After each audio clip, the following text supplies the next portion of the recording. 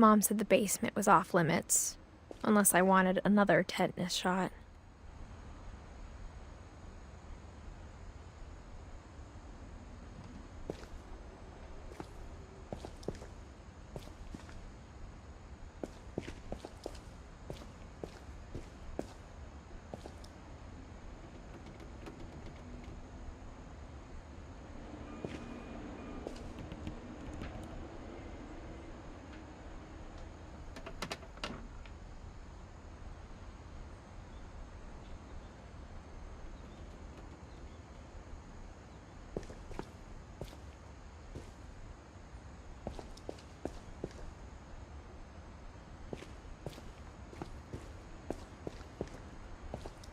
I saw Edie sneak down to the basement once, carrying packages.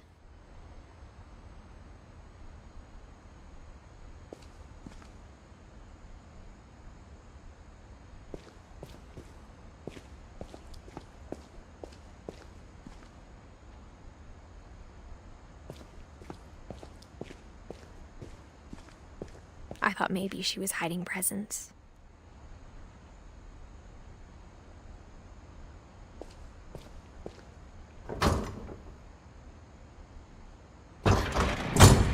It turned out she was hiding a lot more than that.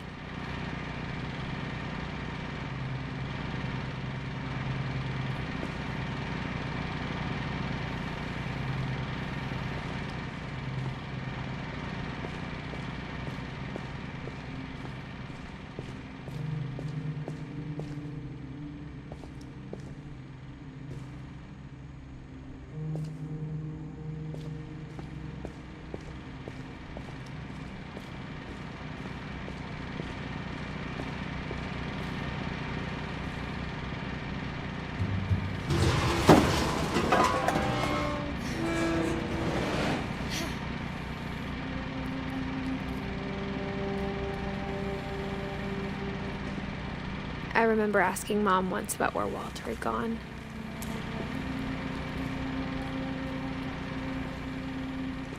She said after Barbara died, he got as far away as he could.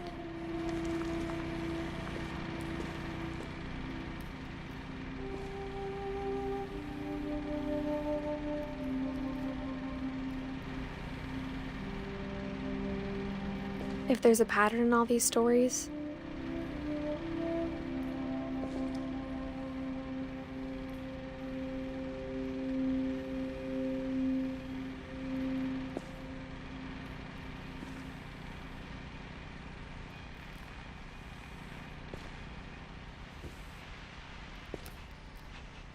I think it's that none of us has gotten very far.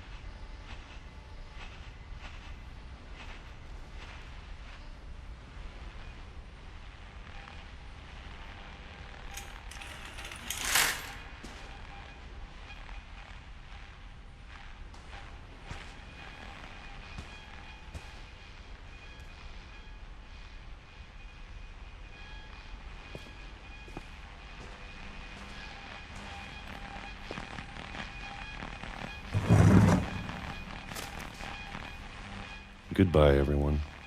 I can't believe I've been down here for 30 years.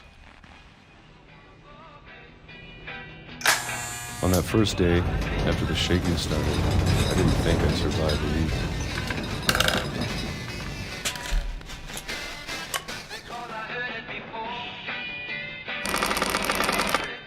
But after a few days, I settled into a routine.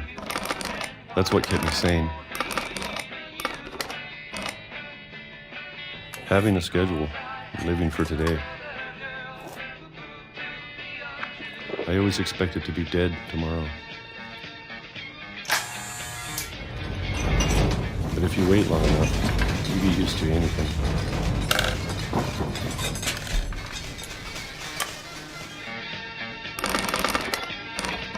Even a monster on the other side of the door starts to feel normal.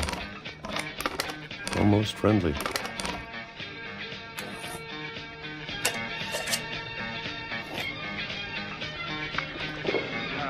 And then one day, everything just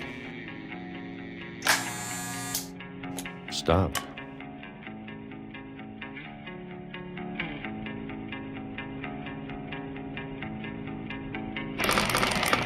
Whatever that thing was, it was gone. Maybe it got tired of waiting. Or maybe I just got tired of being afraid.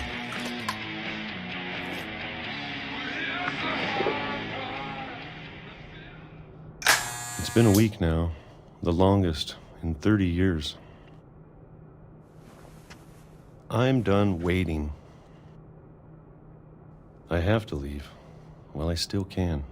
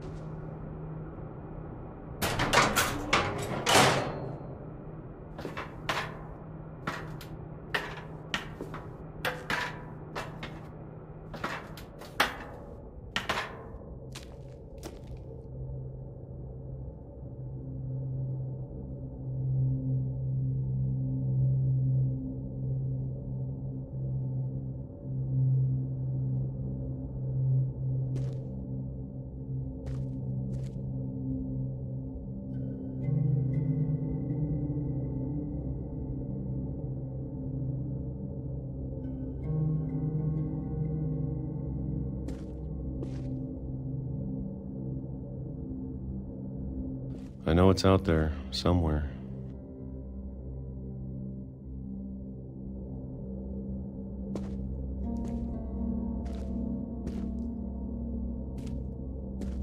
Whatever killed Barbara and Molly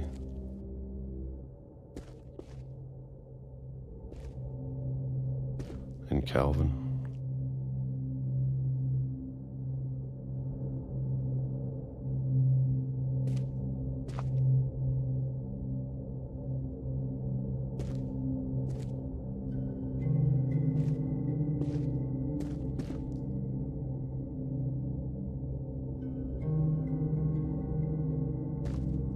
Maybe this is all a mistake.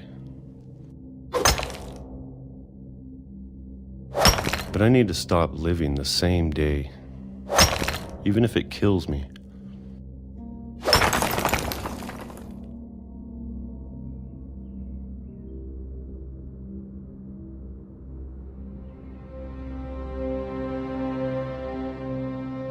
Whatever's out there, I want you to know I'm ready for it.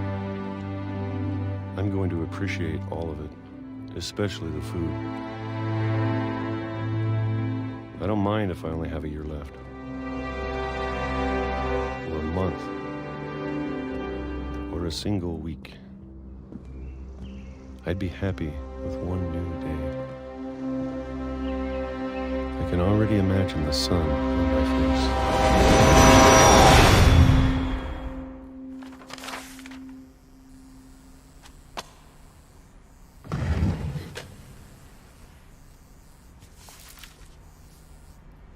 Walter died when I was 6.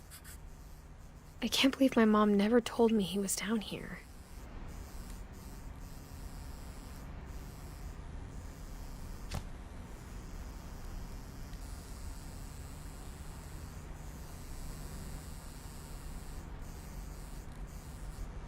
I'm sure my mom was trying to protect me.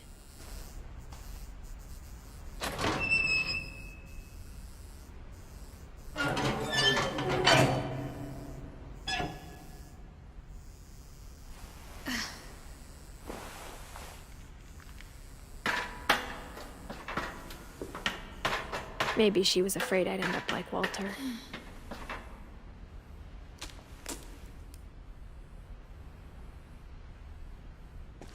But if she never told me about an uncle under the house, I can only imagine what else she was hiding.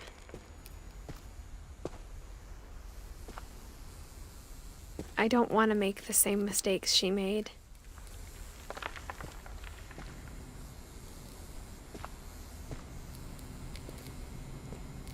Trying to bury something that's still alive. Now that there's only one of us left, or maybe two,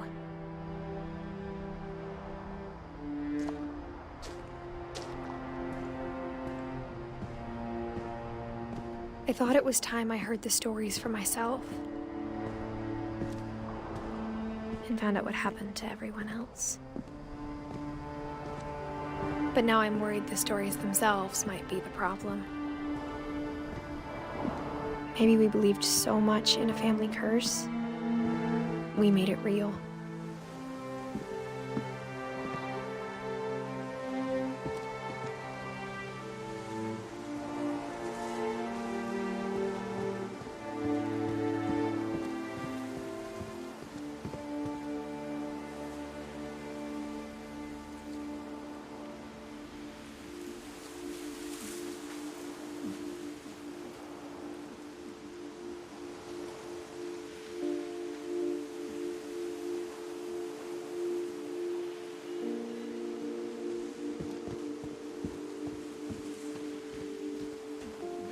I don't know if I should even be writing this.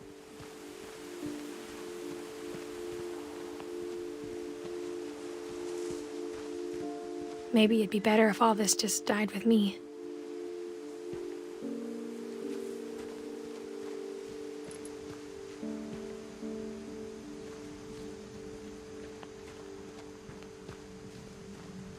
But I thought you should know about your family.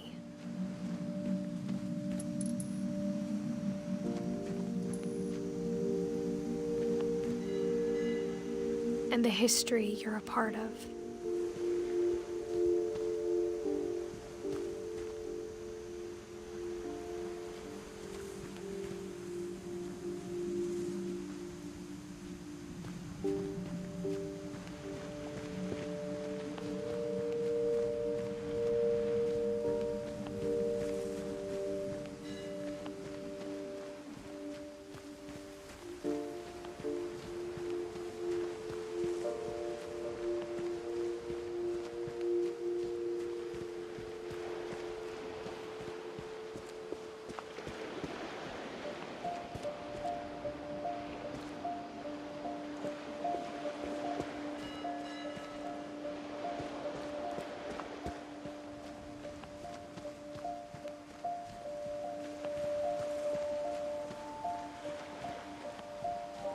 Though to be honest, I feel as lost as you probably do right now.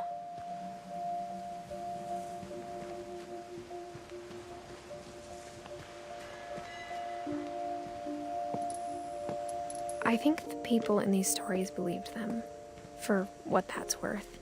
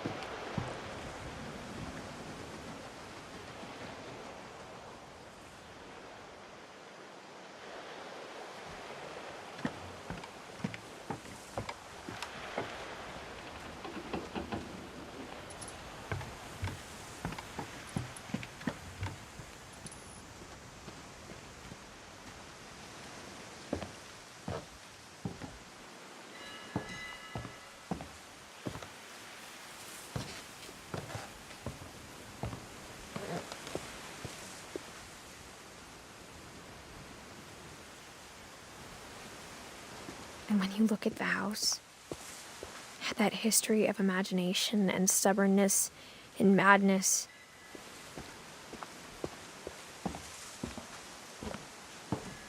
Any of it seems possible.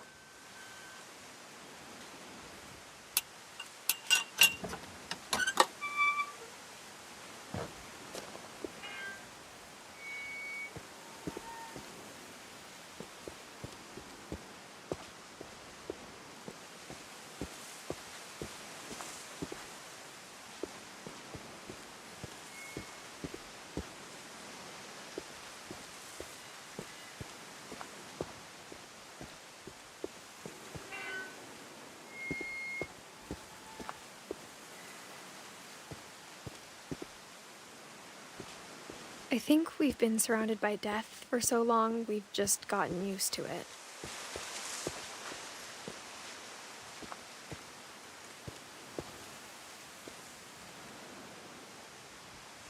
What kind of family finishes building a cemetery before starting the house?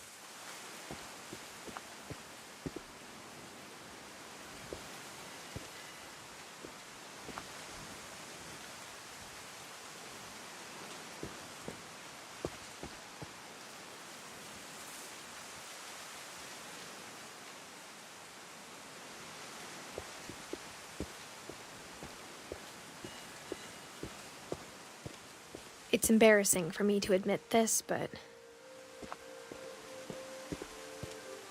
the pet cemetery made me more uncomfortable than the human one.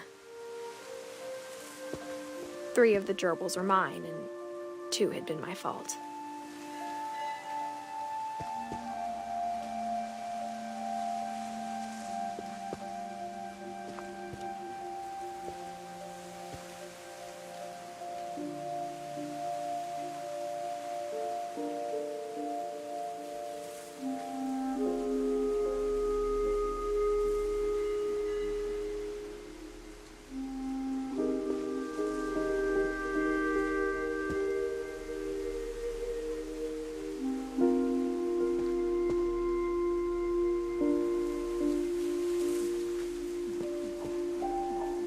Sven built the house, but it was Edith who designed the cemetery.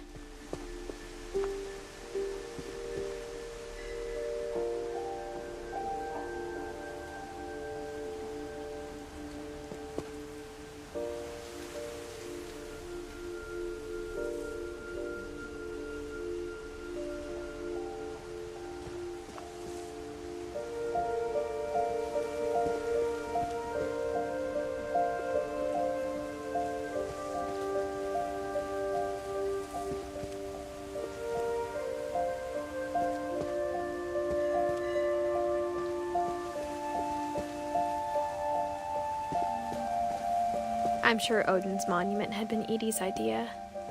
My mom was always trying to move on, but for Edie, the past never went away.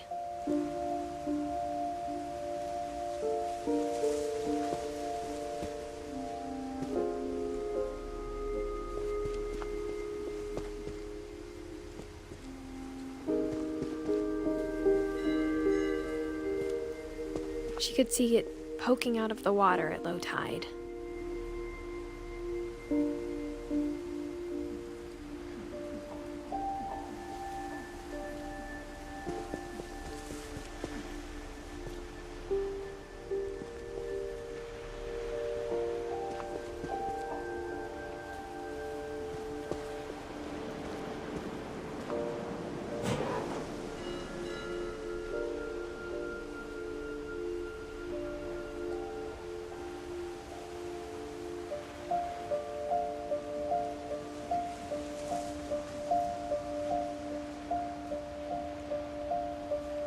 Edie said she dreamed about the old house every night.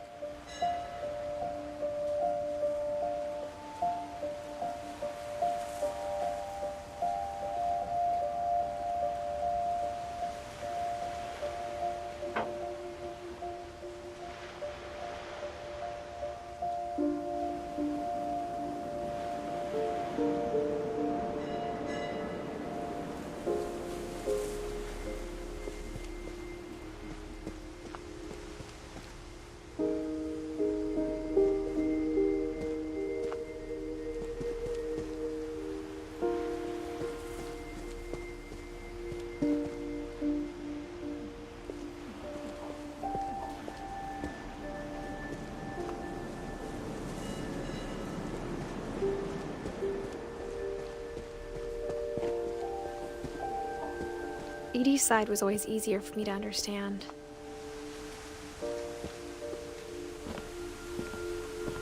But the older I get, the more I can see where my mom was coming from.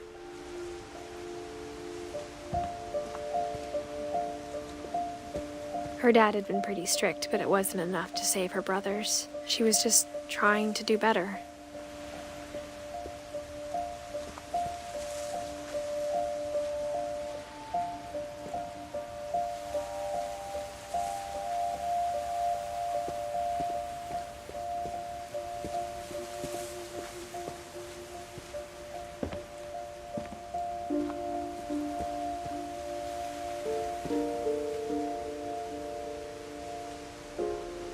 She lost 2 of her brothers, just like I did. I get why she tried so hard to protect us.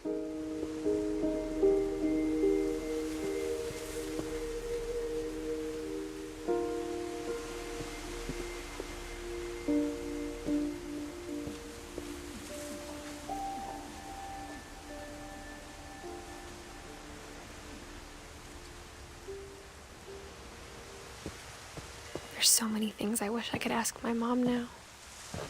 Part of me thinks this is what she wanted all along. For me to come back someday and find everything out for myself.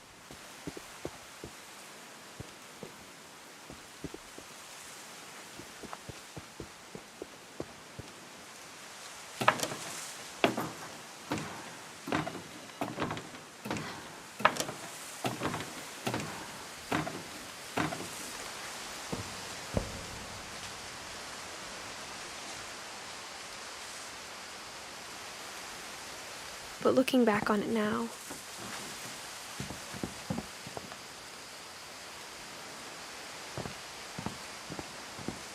if she told me there was going to be so much climbing,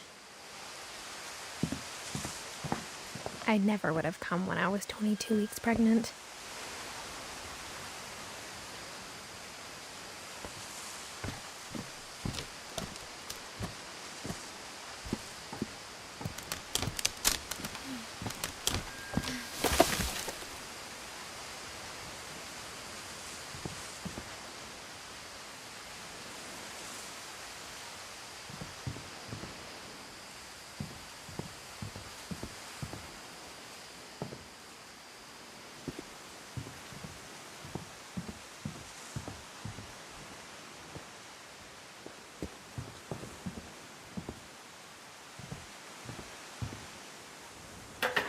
I never met Grandpa Sam, but I think he and my mom had a lot in common.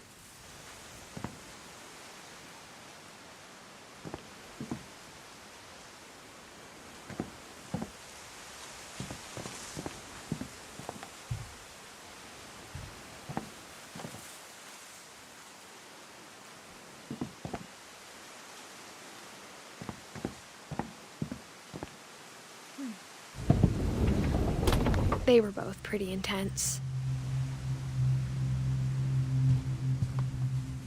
Sam spent his life shooting photos, but Mom said he got nervous being in front of the camera. I guess we're all afraid of something.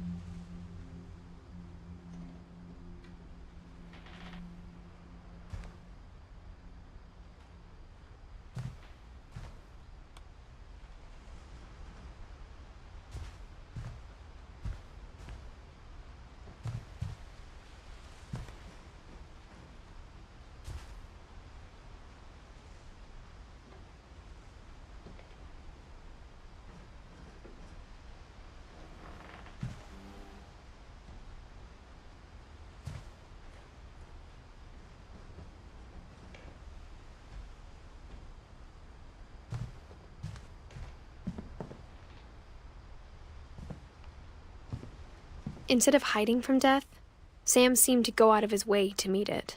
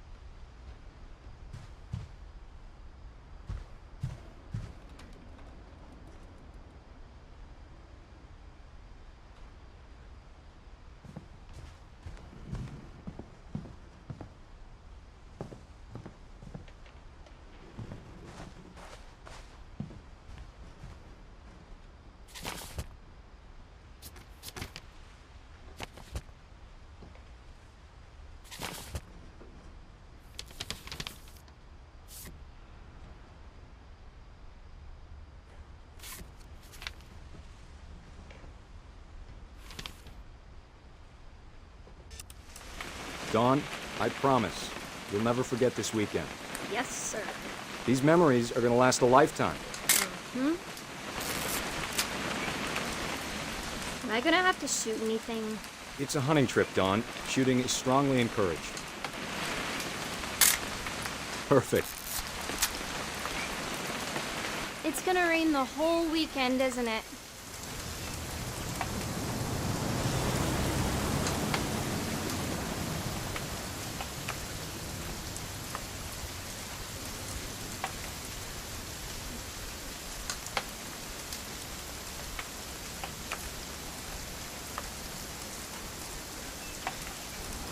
Please just take the damn picture. Hey, language. I will never forget this weekend, Dad. That's the spirit. Okay, got it. I'm gonna take some pictures, okay? Just be careful. That camera's older than you are.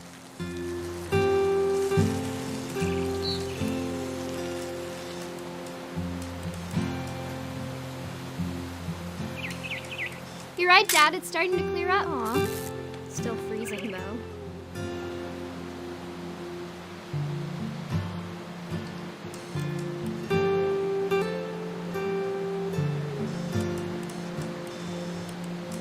Definitely should not have drunk all that coffee. Hold. Hey! That's a keeper. I'm just saying, I'm not always gonna be here, Dawn. You'll need to remember this stuff, if you want to survive.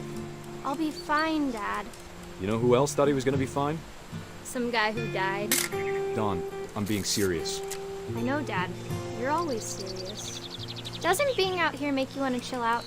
Well, to tell you the truth, I haven't been out here in 20 years.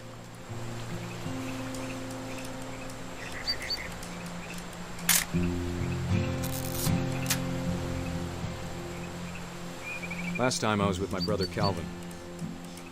Man, that was a great trip. Your grandpa Sven taught us how to fish, how to build a fire.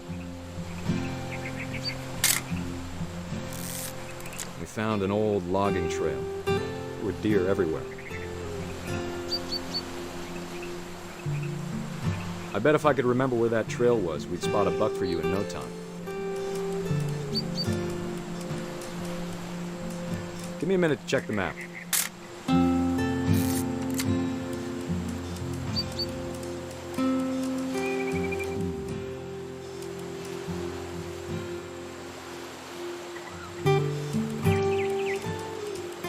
Let's see.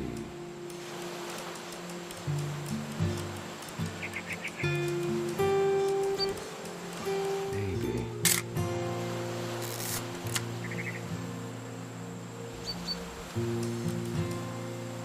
Or was it?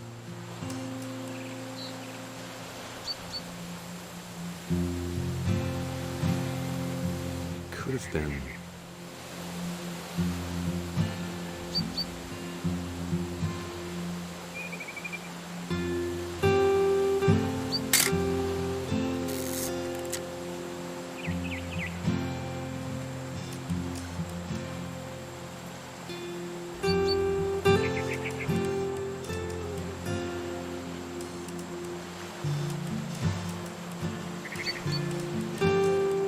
Dad!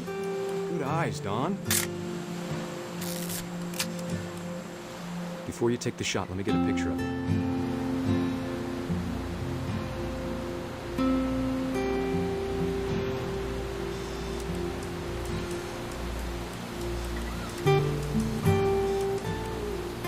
Dad, I...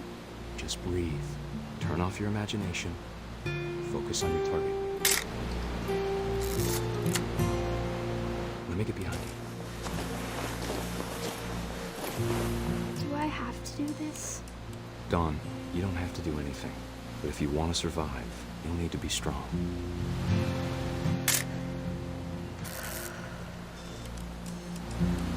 Now keep yourself squared up, elbows down, like we practiced. Whenever you're ready.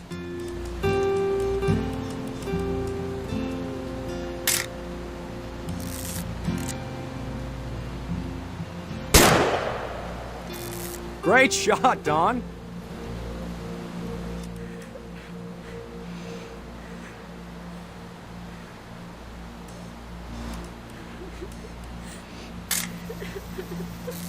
I'm proud of you, Don. Always remember that, okay?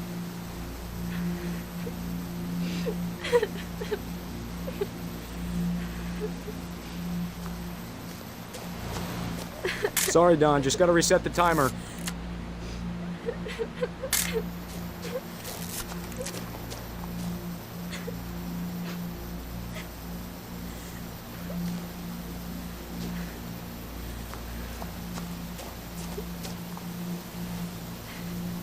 Hang on, kiddo. Just trying to get a shot of the two of us together.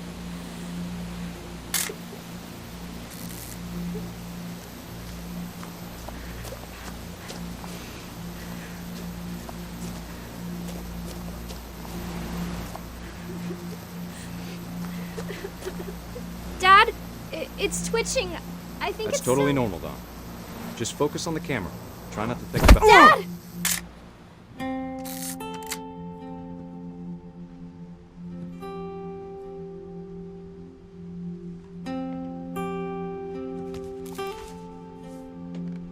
Of all these stories, that's the one I wish most that my mom had told me.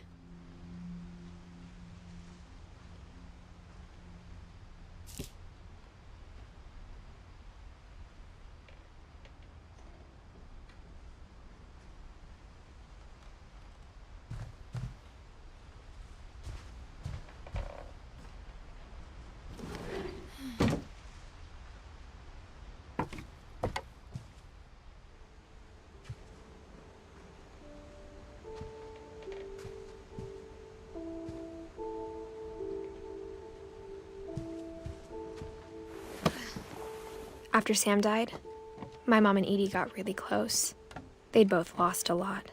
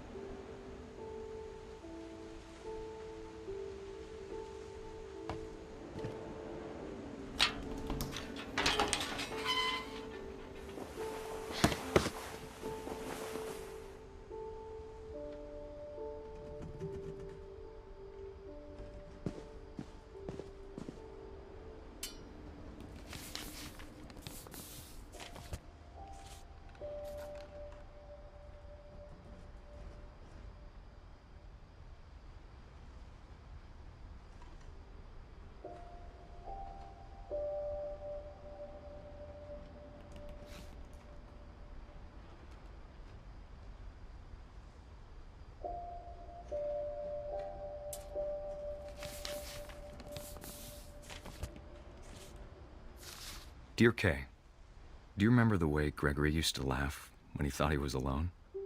Like something funny was happening, but only he could see it. I think he saw things the rest of us don't.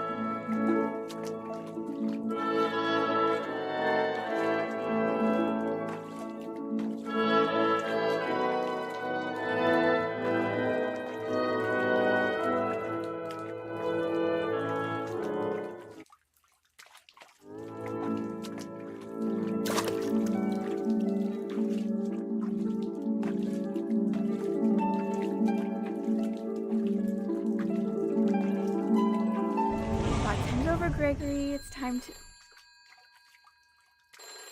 Hold on, sweetie. Hello?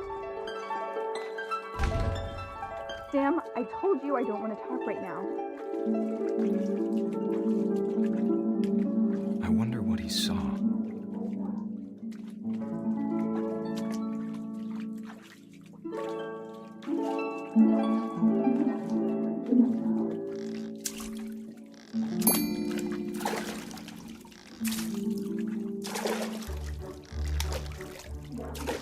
Reminded me so much of Calvin.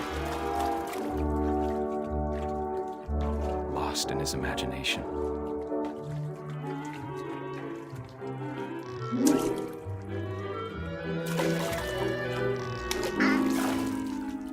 Whatever it was, he saw.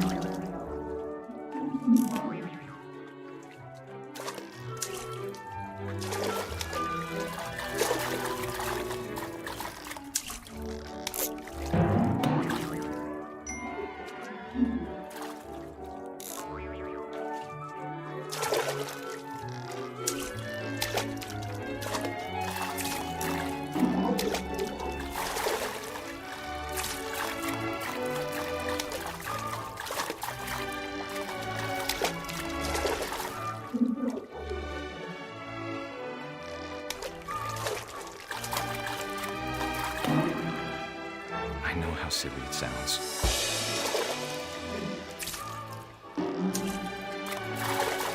But I worried about a baby being too happy. I feel him slipping away. Sorry about that, Gregory. I know you did everything you could. Maybe if I hadn't called that night. Damn it. Hold on, I don't want Gregory to hear this.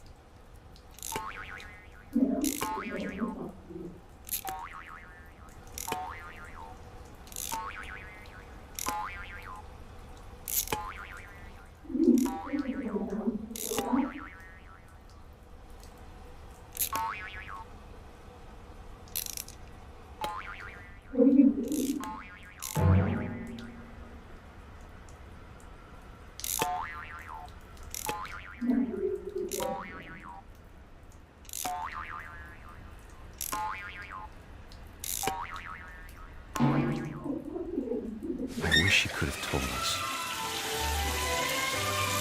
about the world he saw.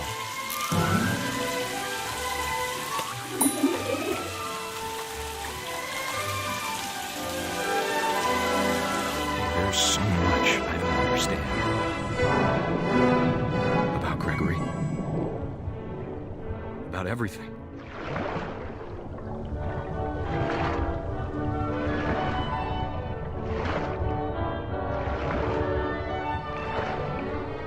But I know what happened wasn't your fault.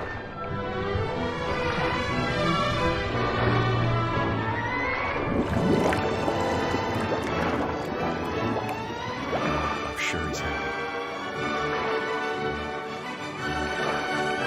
And he'd want you to be happy too. Good luck, Kay. Love, Sam.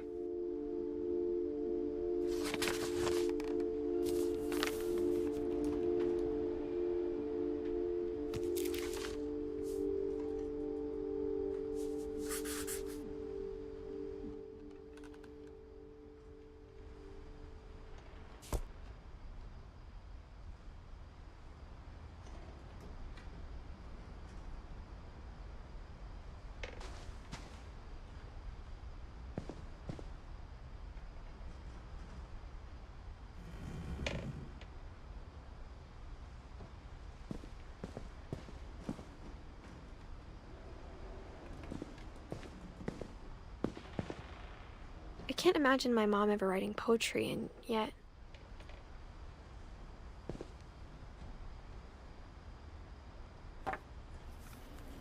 A poem for Gus, who always said the wedding was a bad idea. Our father never hit us kids, at least not very hard, before the day my brother said with teenage disregard that he'd be dead before he'd see a wedding in our yard.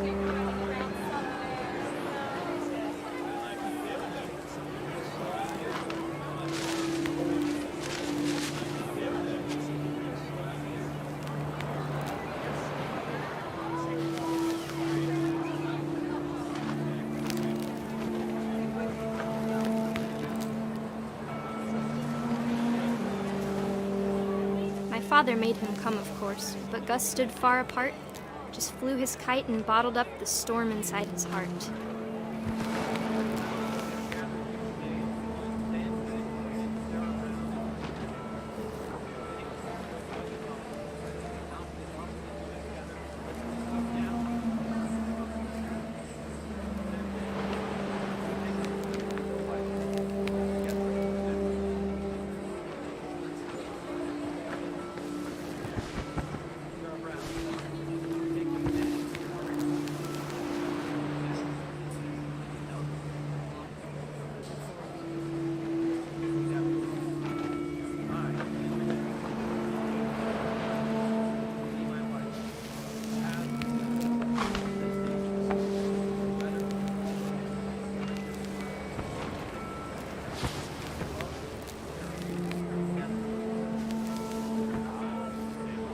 I tried to talk him out of it, but though he'd never met her, "We don't need a stepmom," were the words that I now remembered. pronounce you husband and wife.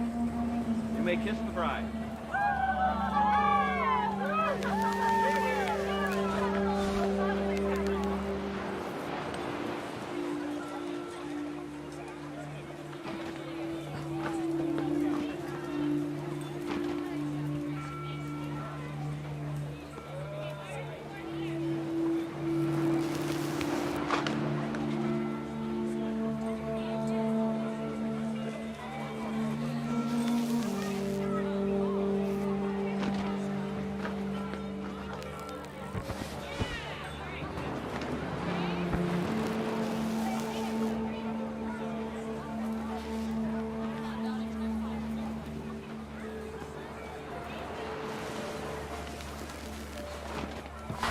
When the time for photos came, Dad ordered him to come here. But Gus declined and as a sign held up his middle finger.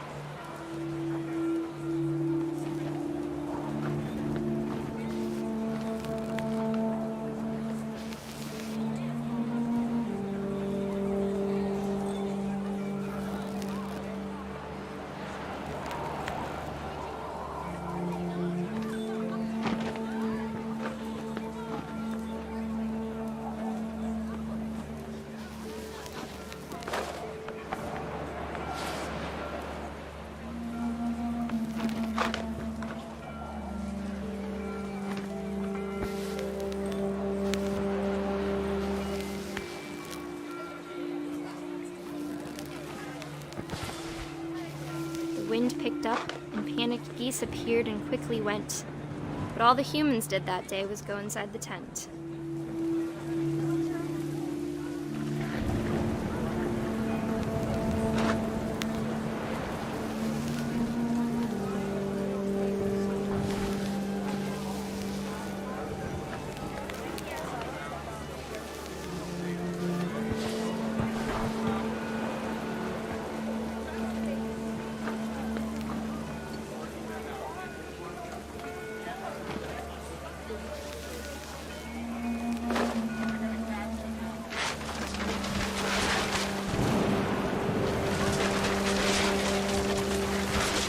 The rain came down in buckets then, but no one seemed afraid that nature might destroy the tent our dad had crudely made.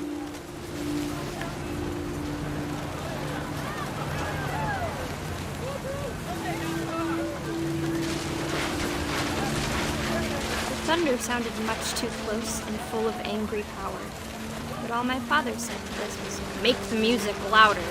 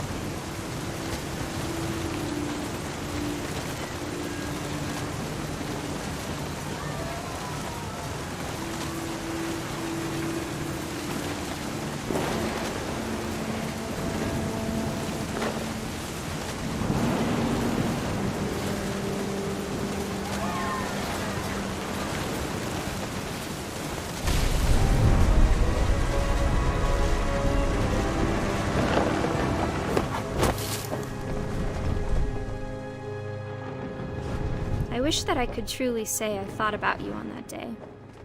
Out there on the beach alone, just you, the wind, the sea, and foam. But I didn't, until we found you.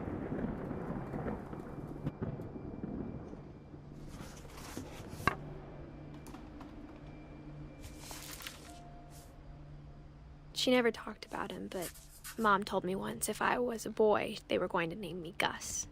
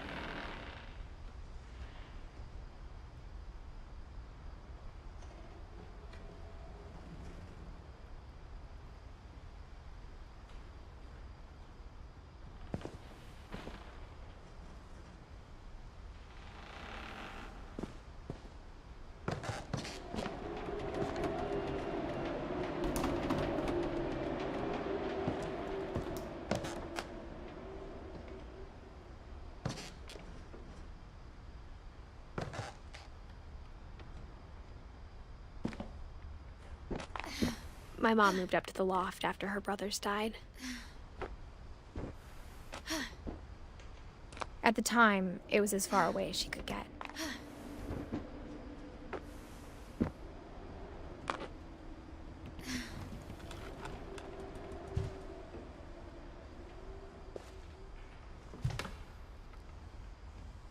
Religion was another thing my mom never talked about, but I think it helped her a lot after her dad died.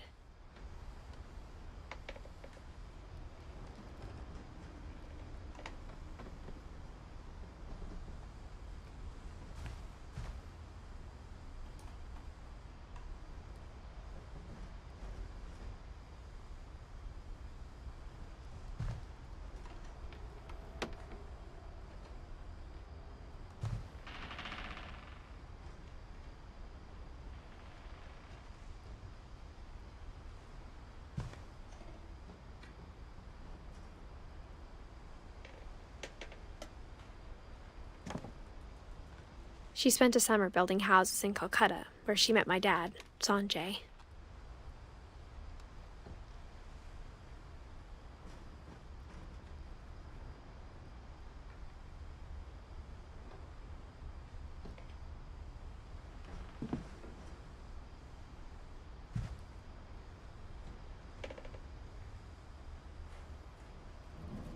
My mom moved to India a week after graduation and got a job teaching English. Lewis was born a year later.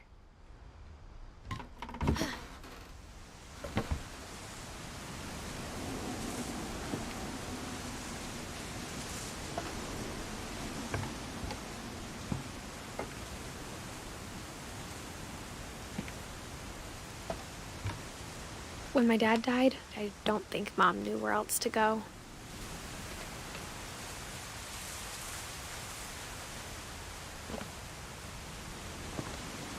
I'm sure Edie was happy to have her back.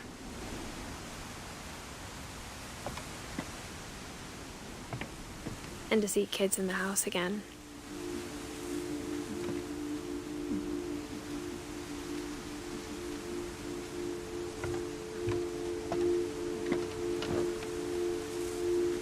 The house had to get a little bigger, but Edie was used to that.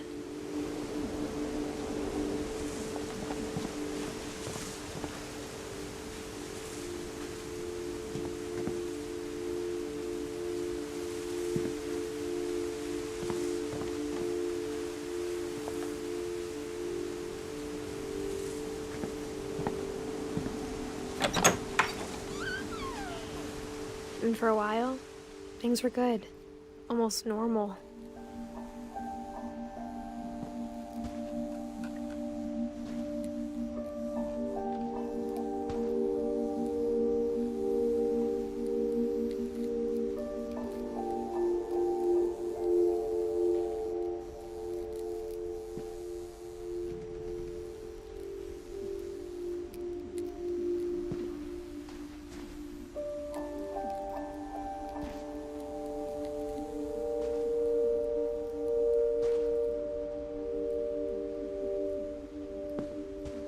But it didn't last.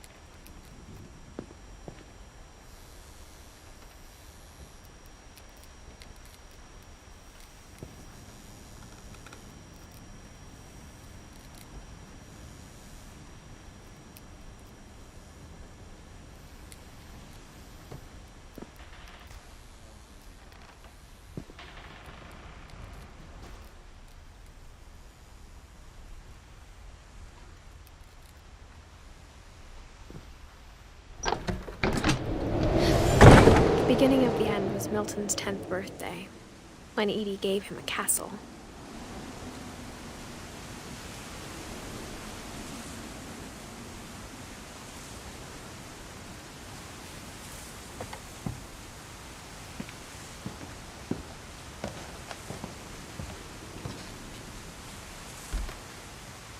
After Milton disappeared, the only thing he left behind was a room full of paintings.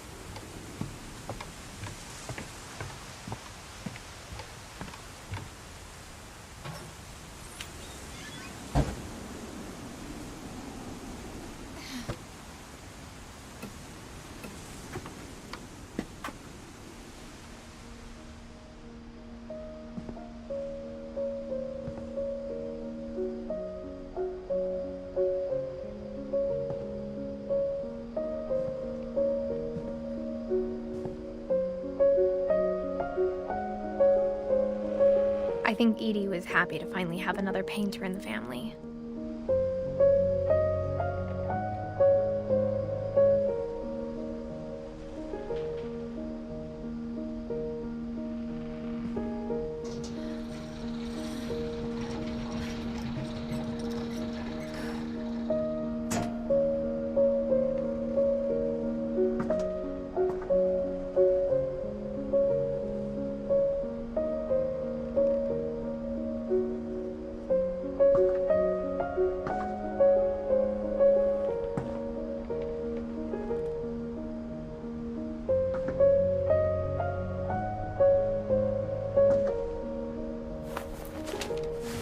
Milton Finch in The Magic Paintbrush.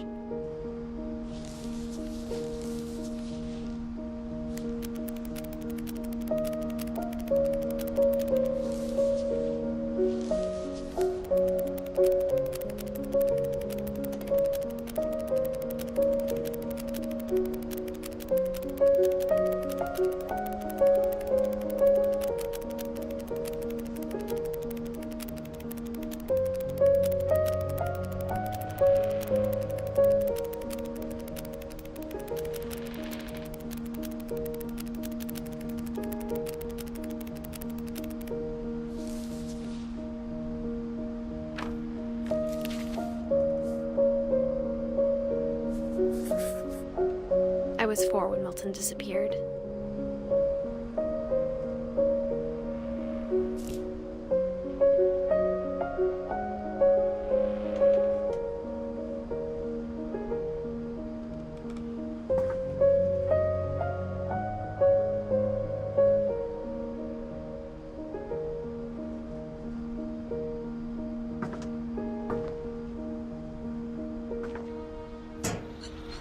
Mom spent months searching for my brother. Then she sealed the doors.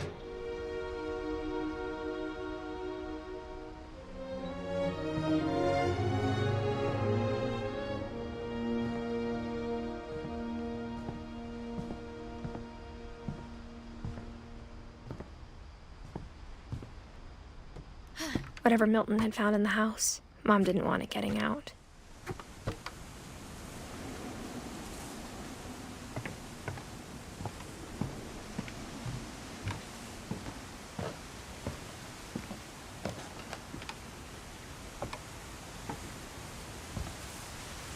Mom definitely blamed Edie, but I think Lewis blamed himself. After he graduated, he just spent more and more time in his room, until Mom got him a job at the cannery.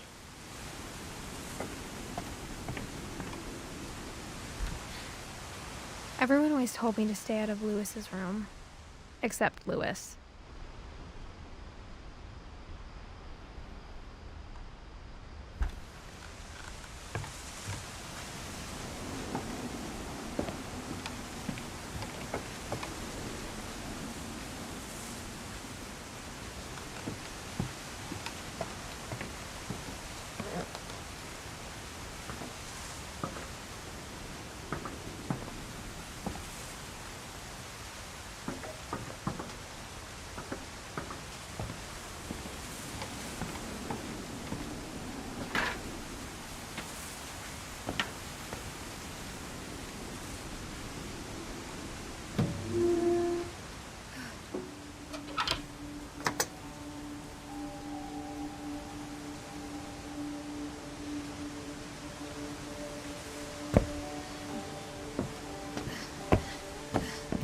Lewis's room smelled very, very familiar.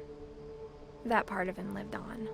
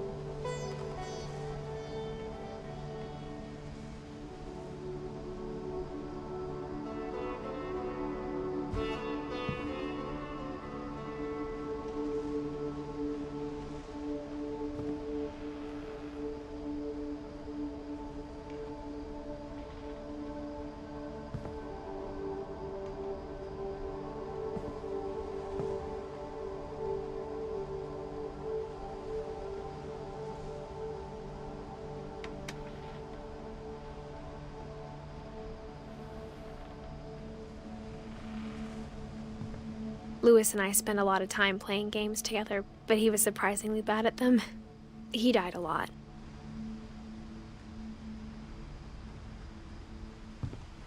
He was so proud of being Indian. I think for him, it was a way to be something other than just a Finch.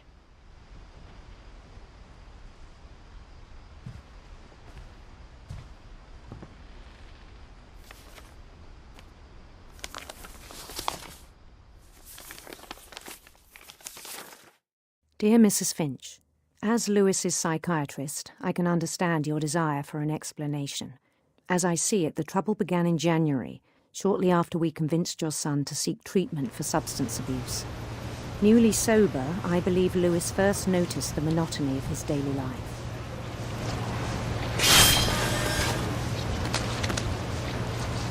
He kept working at the cannery. But he withdrew part of himself. In our sessions, I saw the same behavior.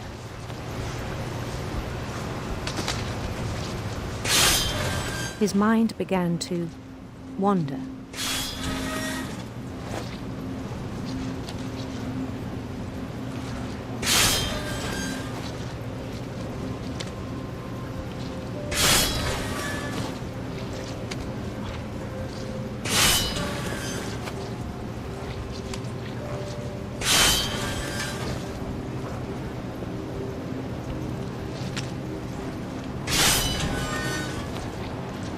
I asked him to describe it.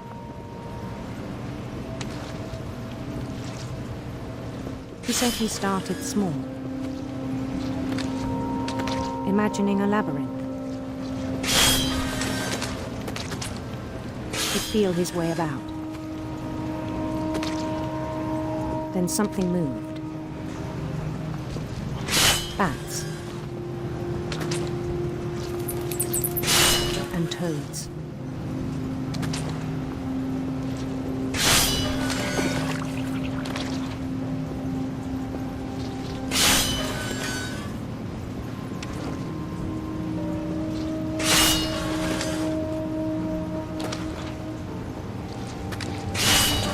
Things that have not names. He knew it was all in his head.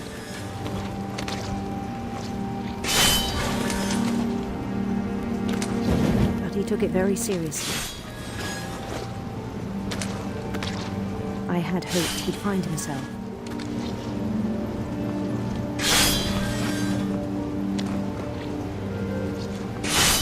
But he found something more. I worried about him then. Daydreaming at the cannery. I spoke with his boss. But he said Lewis had become a model employee. Methodical, tireless, focused.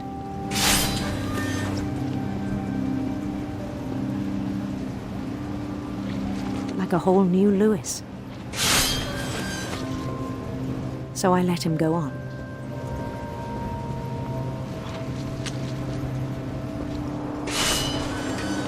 I even encouraged him. It seemed very promising at first.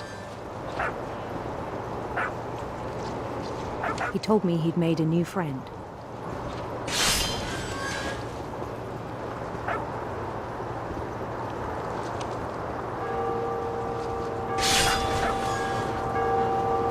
On the edge of a city he named Lewis Topia.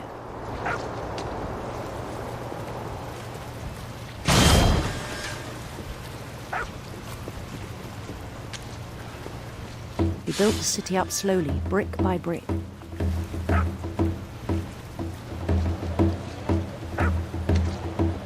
Then he made musicians.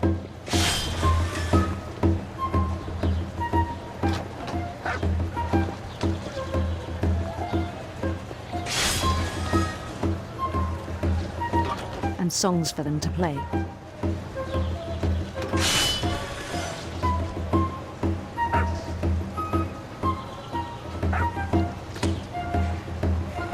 He talked about starting a band.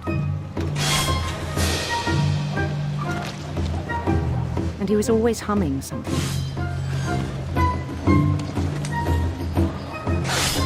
Every day his imagination grew stronger.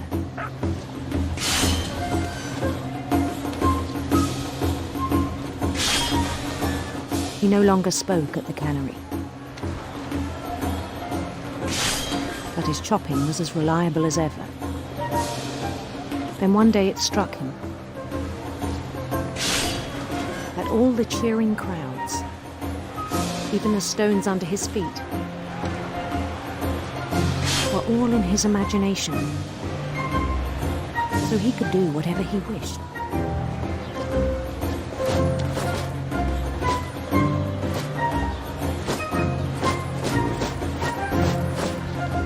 He held an election for mayor, and he won. They begged him to stay, but his mind was already wandering. It became a game for him.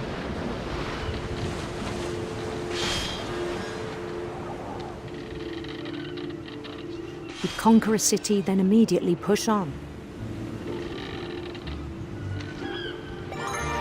New Louisville.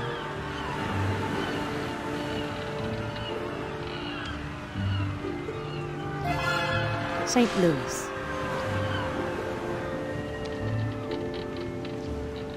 He started drifting away from our reality.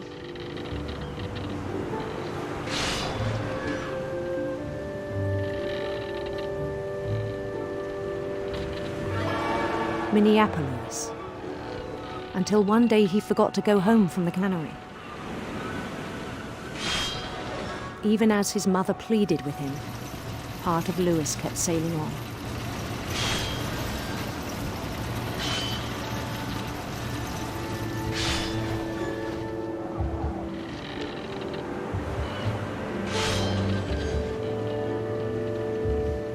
In Louisburg, he heard rumors of a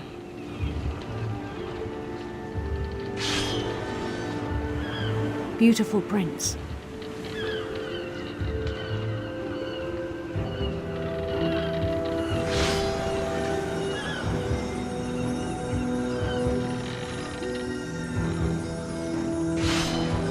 The prince was on his own quest for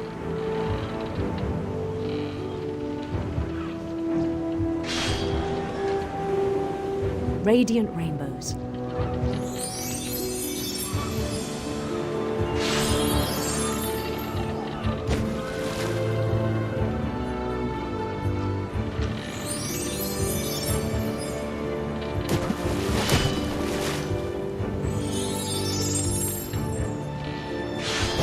He followed the sound of his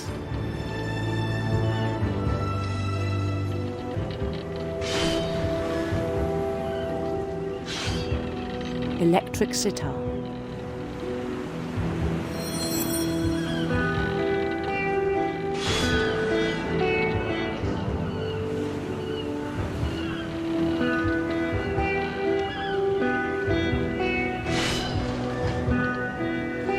His chase led him to a golden palace east of the sun and west of the moon.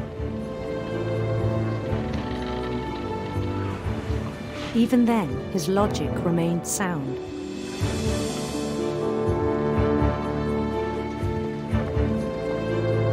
He knew the world was all in his imagination.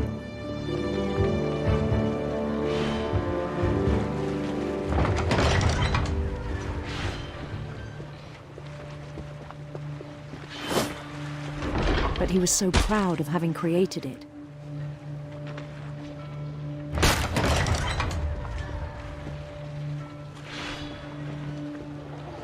In his own eyes, he'd become something greater than a king.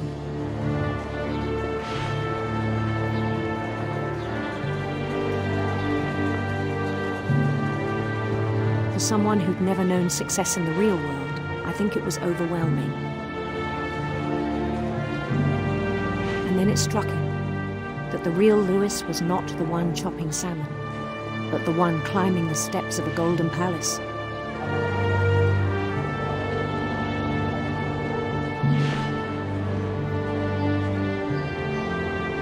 My imagination is as real as my body, he told me.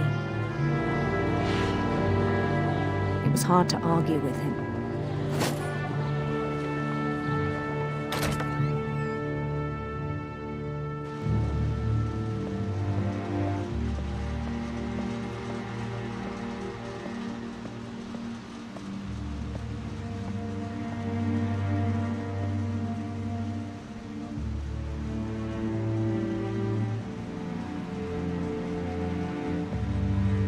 He began to forget the world we know.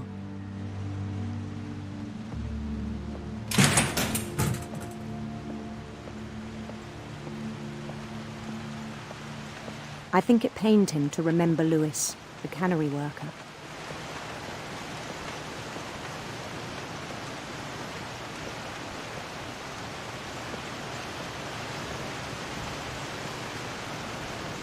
He began to despise the man with a royal contempt.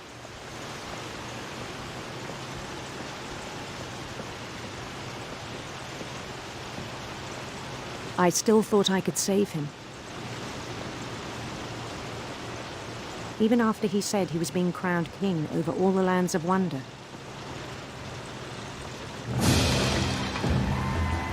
The palace would be packed with his companions.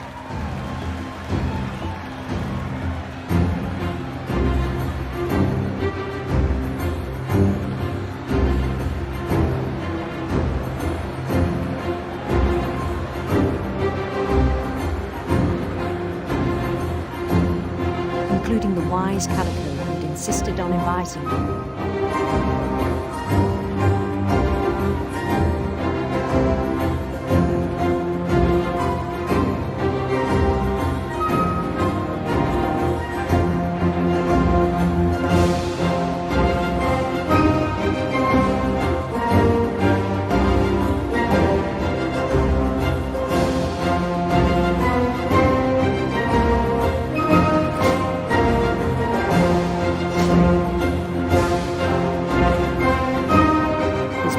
Waiting, holding his crown.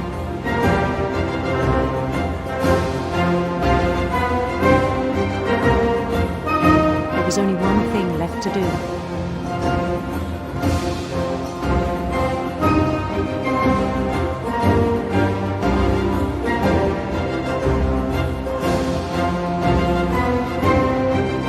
Bend down his head.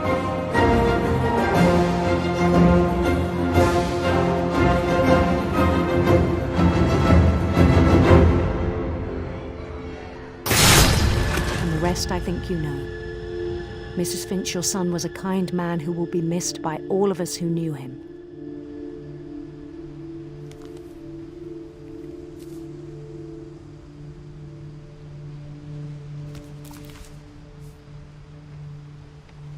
My brother was really cool.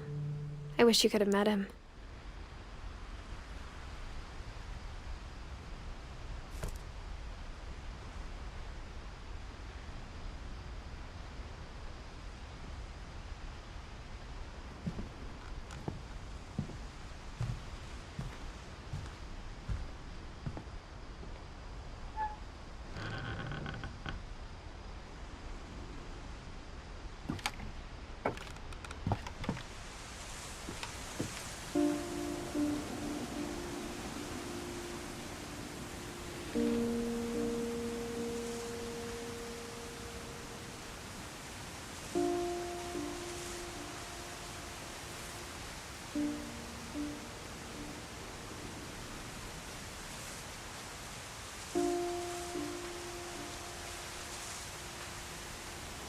On the way back from Lewis's funeral, my mom told me to start packing. She waited until the day before we left to tell Edie.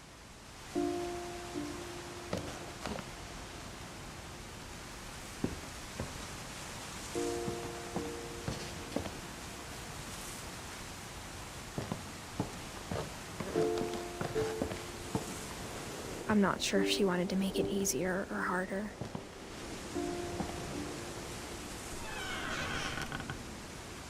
I wish we'd stayed.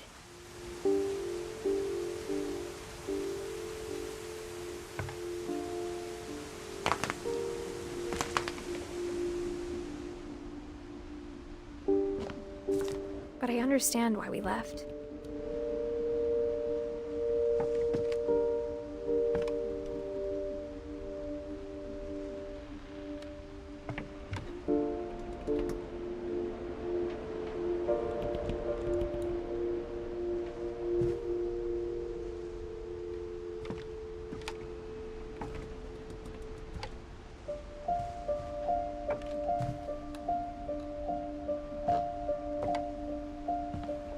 My mom ended up leaving everything behind.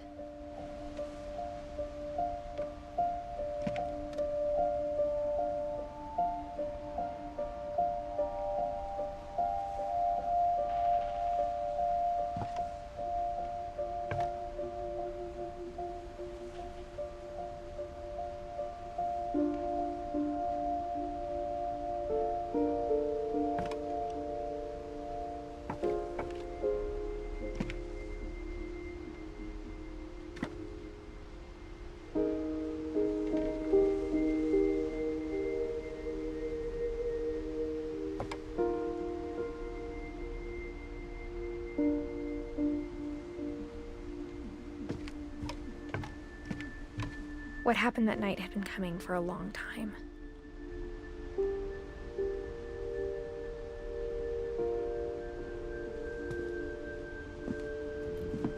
Maybe it should have come sooner.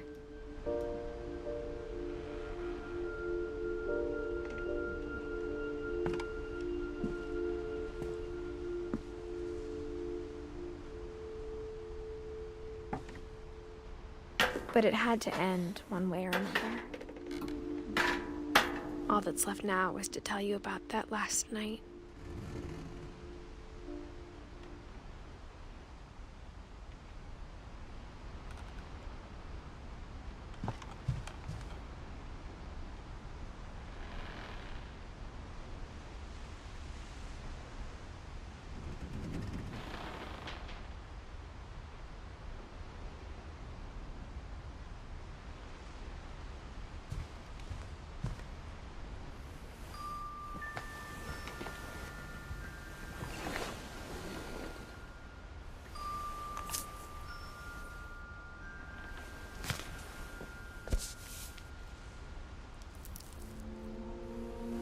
That whole last day, Edie just watched us pack and didn't say a word.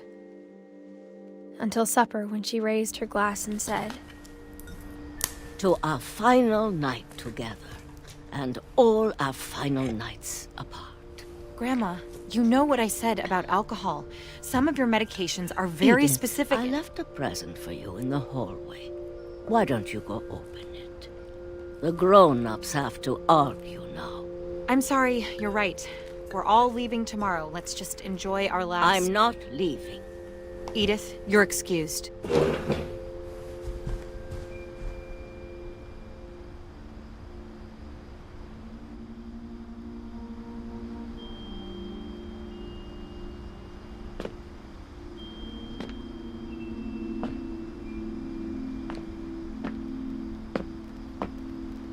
The power had been shut off that morning, but Edie always had plenty of candles. When my mom sealed the library, I don't think she knew about the other entrance.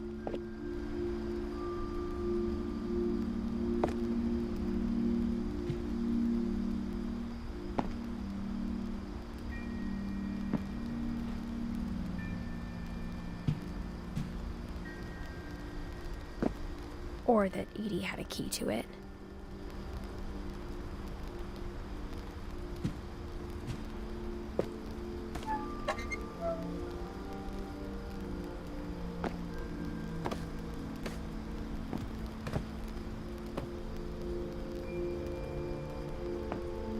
The thing you're afraid of isn't going to end when you leave the house.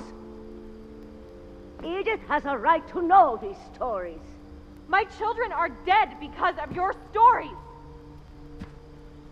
I think it's best if Edith and I leave tonight.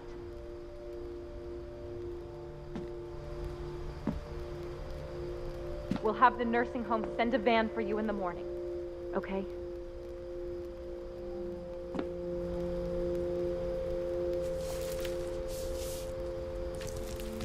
Dear Edith, there's so many stories I wish I could tell you, but there's only time for one.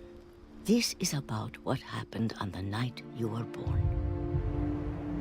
That night, the tide went way, way out.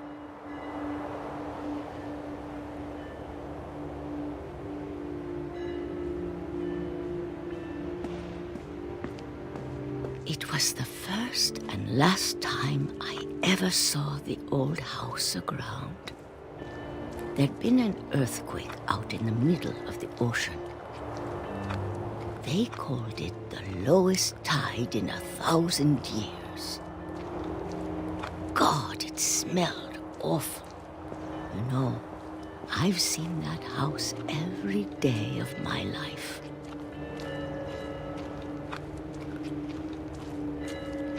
But I never thought I'd go back to it.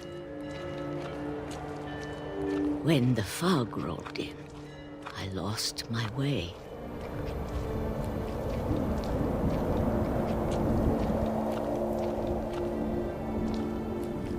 I got turned around.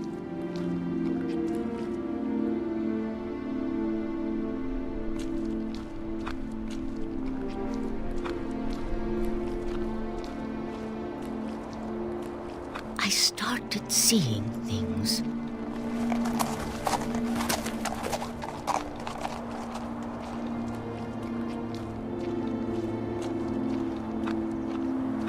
Things I'd forgotten had ever existed.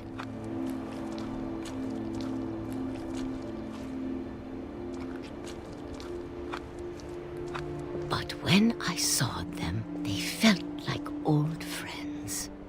That night, a lot of things came back to me.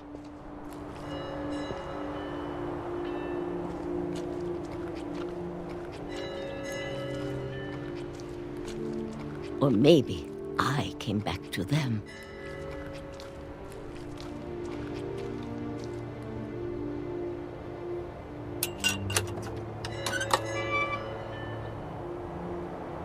Things I can't explain, but that I need you to try and... Edith, what are you doing in here? It's mine. Edith! Mom, you're gonna rip it! Let go! I kicked and screamed, but Mom dragged me to the car. I never saw Great-Grandma Edie again. The next morning, the van came to pick her up, but she was already gone.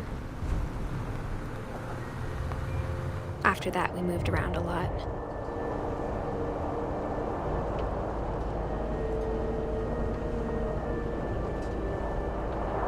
We both tried to make the best of it.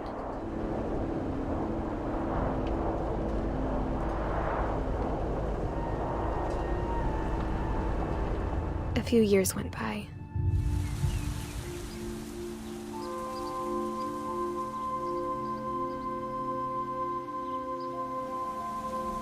My mom didn't like to talk about it, but she started getting sick a lot. The rest happened pretty quickly. She got better for a while, and then she didn't. And then I was alone.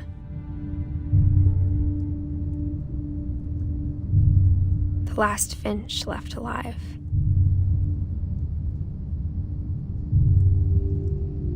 Until I found out about you. I'm still not sure what to tell you about all this. If we lived forever, maybe we'd have time to understand things. But as it is, I think the best we can do is try to open our eyes. And appreciate how strange and brief all of this is.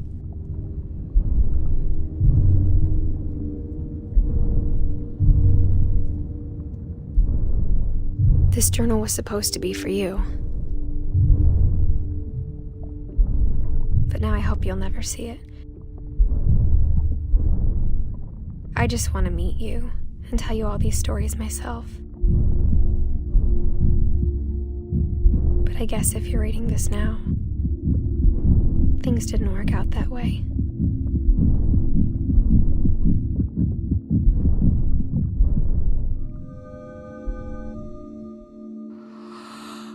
This is where your story begins. I'm sorry I won't be there to see it. It's a lot to ask, but I don't want you to be sad that I'm gone. I want you to be amazed that any of us ever had a chance to be here at all. Good luck.